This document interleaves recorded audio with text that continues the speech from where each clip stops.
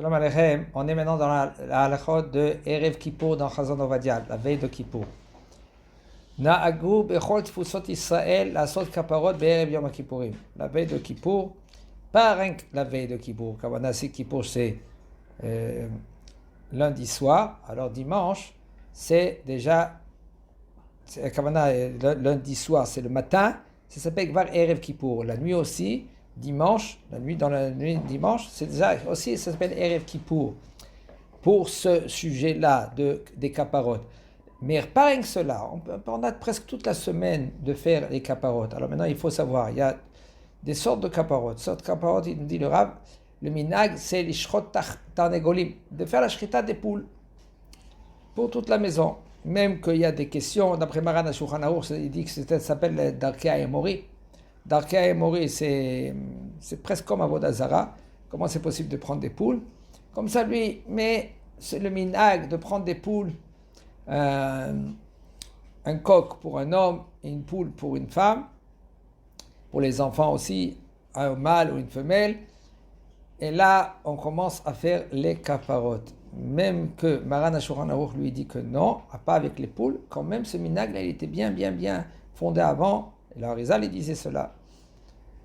Aval, il faut savoir que de nos jours, là, on va continuer à expliquer au niveau des caparotes. Aval, de nos jours, c'est très très délicat de trouver un shochet, après que ce shochet, pendant toute la nuit, il a veillé, parce que pendant toute la nuit, il passe avec la shrita.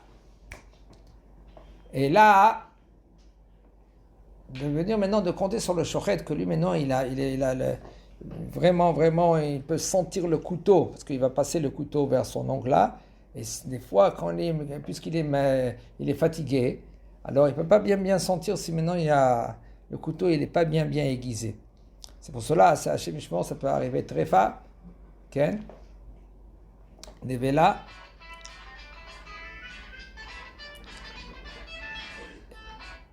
Et puisque maintenant, il y a un problème, alors qu'est-ce qu'on fait maintenant? On fait avec l'argent. Alors comme on fait avec la poule, la veille de Kippour, on fait avec l'argent.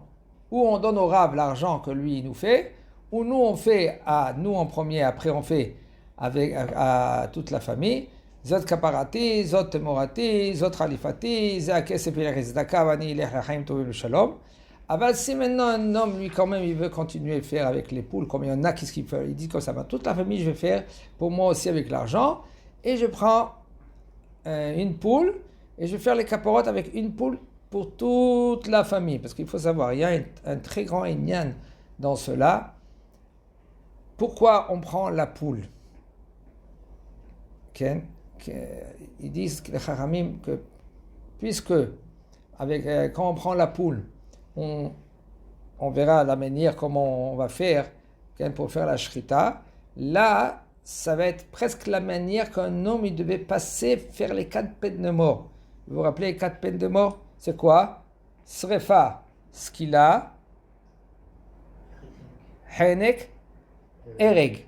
Qu'est-ce que ça veut dire? Skila, lapider. Srefa, brûler. Mais ce n'était pas brûler comme nous on croit, le mettre dans le feu. Okay? Il y avait aussi ereg, c'est avec l'épée. Et henek, ça veut dire qu'on l'étranglait. Skila, on le prenait du 2e étage, on le bandait les yeux, les mains, les pieds. On le jetait du 2e étage. Et après, s'il ne mourait pas, on le tournait, on prenait une grosse pierre sur son cœur. Avant tout cela, on lui donnait du vin avant. Et lui disait ça, Maranan. Nous, on lui disait après, les mavet, pas les haïm, comme nous on dit les haïm Shabbat. Et là, après qu'il buvait bien, il était un peu la tête, là, on lui faisait la peine de ça. C'est ce qu'il a. Srefa, prenait du plomb et on ouvrait la bouche avec un gros tzfat. Et là, on versait du plomb qui était. Oui, mais c'était du liquide. Et là, comme ça c'est Srefa, ereg. Ereg, ça veut dire qu'on lui coupait la tête. On lui mettait tout son corps comme dans des sortes des excréments de vaches, ok, jusqu'à la tête, et après avec un couteau, avec l'épée, on lui coupait la tête. Ça c'est Ereg. Henek, on lui mettait pareil, et au lieu de lui passer le couteau, le kavanah et l'épée, on lui faisait passer une grosse ceinture en cuir. Un il tire de l'autre, un il tire de l'autre côté, et il tire. Et là, puisqu'il y a les 4 peines de mort, et on lui fait montrer vers la poule les 4 peines de mort, ça, au lieu que maintenant, ça devait être à lui, maintenant ça se fait à la poule. Par exemple, quand on prend la poule, on lui prend les simanim. On lui prend de derrière, okay? On lui fait, soi-disant, il y a les simanim, il y a le canet, les véchettes, les 2 tuyaux là, sa gorge. Quand on l'attrape de derrière, alors ça veut dire on l'étrangle. Ça s'appelle comme henek. Après, on va lui passer le couteau. On va lui couper, on va lui faire la shrita. Ça, c'est ereg. C'est comme on passe l'épée. Alors, quand on lui prend les simanim, alors bonhomme, il voit ça. Il voit cela, il faut qu'il pense. Bon, comme ça, on devait lui faire quoi? Henek. On prend les simanim, on les trangle comme ça. Ça, c'est, maintenant, après, ça, c'est henek. Ça, c'est ereg. Ereg, c'est coupé. Quoi? On va lui faire la shrita. Maintenant, ce qu'il a, c'est quoi ce qu'il a? On l'a pidé. On prend la poule, on la jette par terre. Ou il la jette par terre, ou il les met ici comme un sorte d'entonnoir comme ça, pour qu'après le sang, il coule. D'accord? C'est bien, c'est conseillé que ce moment-là, de préparer de la terre avant. Comme ça, au moins de faire une mitzvah. Quelle mitzvah? De Kisui Adam, Be'afar. De faire il y a une mitzvah de recouvrir le sang avec de la terre. Alors, s'il y a plein de poules, alors presque tu vois pas le sang. Alors, si tu vois vraiment le sang, parce qu'il y en a, qu'est-ce qu'ils ont fait aussi? Ils ont fait la mitzvah, ils ont pris Alors, tu prends la terre, okay, et tu mets la terre qu'elle est en premier sous où il va mettre la poule, et après, tu prends encore une autre terre, tu as préparé. Après qu'il a fait la shrita, tu fais la bracha, Ken Baruch Ata Hashem, Elokeinu melech haolam, Asher kideshanu b'mitzvotav v'tzivanu, al kisui adam be'afar. Et là, tu prends cette terre-là et tu recouvres le sang. Après, qu'en général on ne fait plus cela, et c'est dommage, on prend la poule et on brûle les poils. Pas les poils, les plumes. Ça s'appelle srefa. Comme ça, on devait lui faire à lui srefa, mais là, on lui fait à la poule. Ça, c'est les 4 peines de mort qu'un homme, lui, il faut qu'il pense quand on fait la shrita à la poule. Mais, faire très attention à cela. Si le bonhomme, en fin de compte, il a décidé de faire les caparotes avec la poule.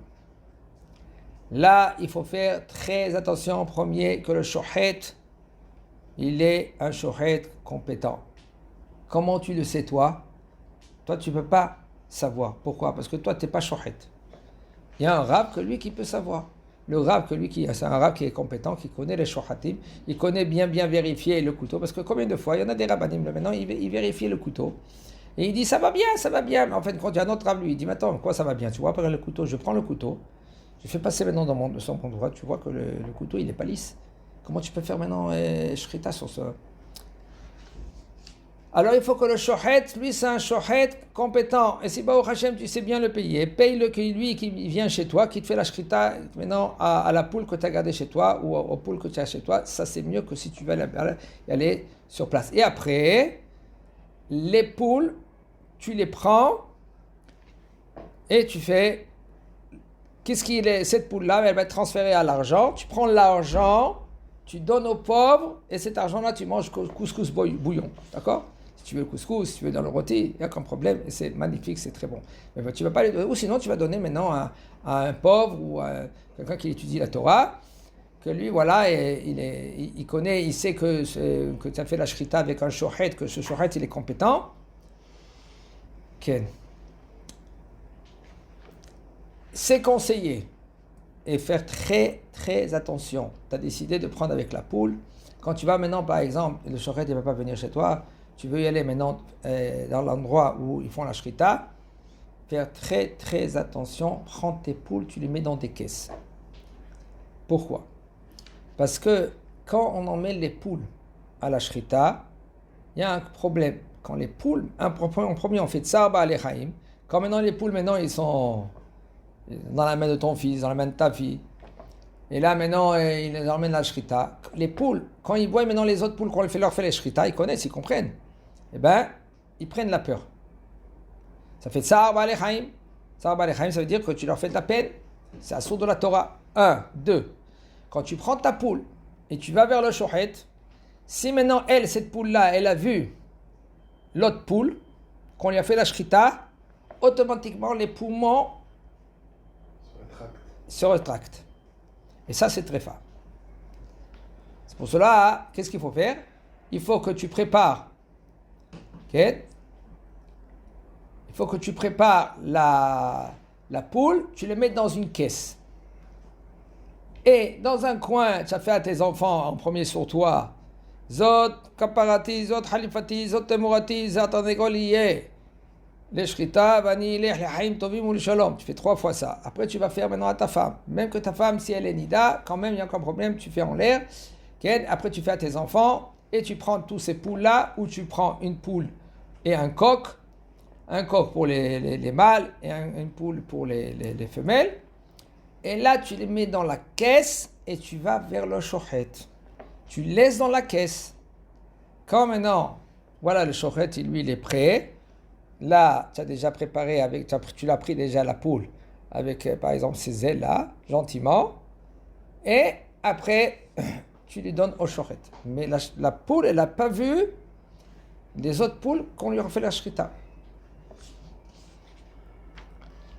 Si même, après qu'ils ont fait la shrita, c'est bien et c'est conseillé que le shochet, lui, vérifie si elle n'est pas tréfa. Parce que si elle est tréfa, il y en a qui veulent dire que la kapara, elle ne marche pas. Non, et bien le Rav, il dit seulement si elle est nevela. Les nevela, Allah, il faut refaire la kapara. C'est pour ça que nous, on fait avec l'argent.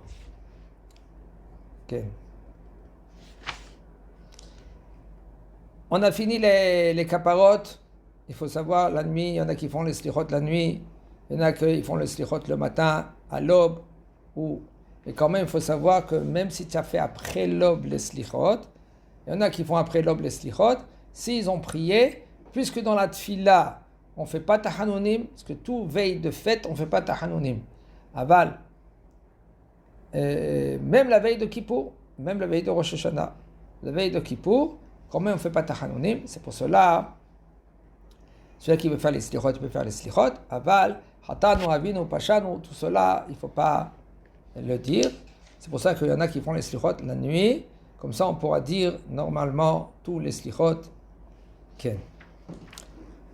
La mitzvah, c'est de manger beaucoup la veille de Kippour. Il faut manger, il y en a qui disent 5 repas, comme ça il dit le Ben Ish Chai, 5 repas, et c'est bien parmi un des repas de manger, de faire Netila et Amotzi. Les autres Hashem, on en reparlera les autres Hashem demain. Chazak Baruch.